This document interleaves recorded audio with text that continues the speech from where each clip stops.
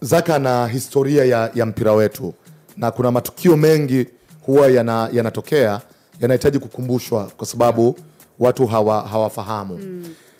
Tutarudi huko ndani ya Azam FC. Tuko na dabi ya Kariakoo weekend hii, na dabi imeota mbao, haikufanyika sababu Simba alisema hatoshiriki kwenye mchezo, na bodi ya ligi baadaye wakatoa taarifa pia ya mechi kutofanyika. Sasa hayo ya utaratibu na nini tuwaachie wao, kwa sababu wamezungumzwa sana kwenye Sports Arena.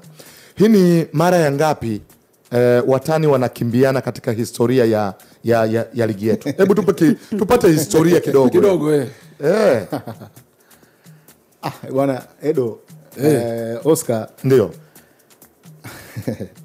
hao jamaa wamekimbiana mara nyingi. Haya ni maisha yao ya kawaida. Yaani kuna kukimbiana, kwa mfano mechi kama hivi haifanyiki. Kuna mechi inaishia kati. Unafahamu, yani matukio yako, kuna mechi za kuvunjika, yani mechi inavunjika tu hivi hata sababu ya msingi hamna. Ni maisha ya kawaida kwao. So kwenye mechi kama hizi ambazo haikufanyika kabisa, hii ni mechi ya 7.